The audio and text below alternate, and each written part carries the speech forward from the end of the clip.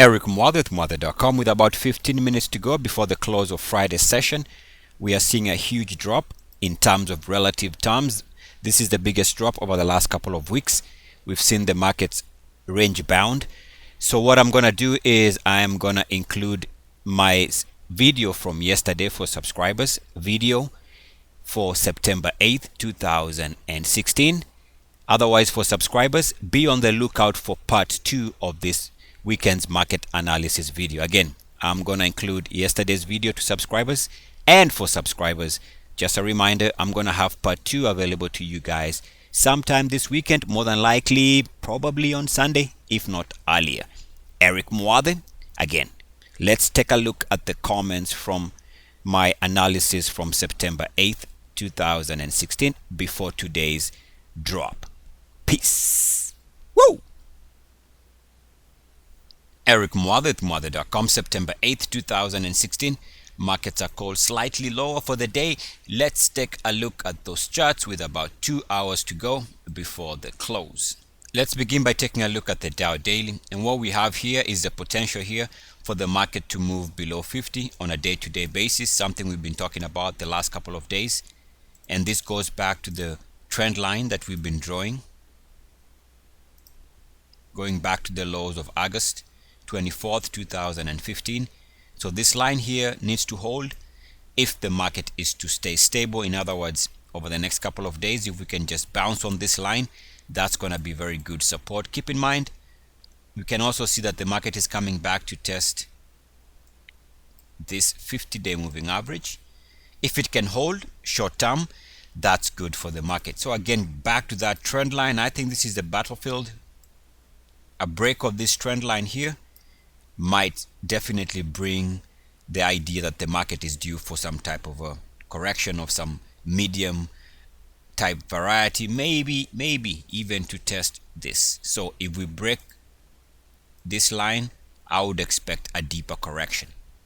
Also, we can see for the Dow, go back to the highs, and again we see that there was negative divergence in that the market made a slight higher high, but that was at the expense of RSI not moving higher. And this line continues to be a problem. We've seen the market hit that level over the last couple of days, and we are still showing resistance, suggesting that this is also another layer of market resistance, pointing to pressures being now probably pushing the market for some type of a pullback here.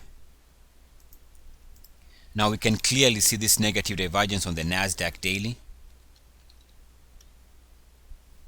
The Nasdaq most recently coming off its intraday all-time daily closing high here.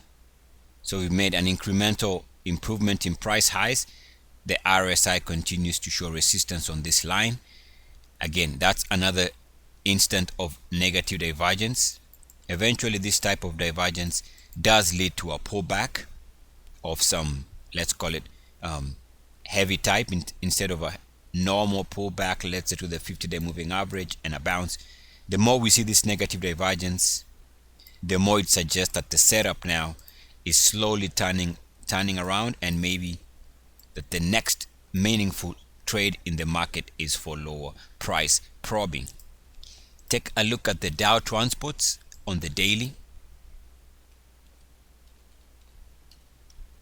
And what we have on the daily is go back to the highs there. In fact, go back to these highs, and if we investigate where that began, it's just a simple line here. This break point brought the market off the highs there, and so we draw a line from there, and since then, every time we hit that level, the market has pulled back. So we've been talking about this resistance with uniform activity here for the highs there. We came close for the highs there. We touched that level with uniform activity for the highs there, and now we are back to test that line. The more we show resistance on that red line, the more we are going to see a pullback. If we take a look at the S&P 500 on the daily, it too is pointing to don't forget that we are seeing this coming off the back of an improvement in price highs with declining RSI strength. So the RSI has been making lower highs.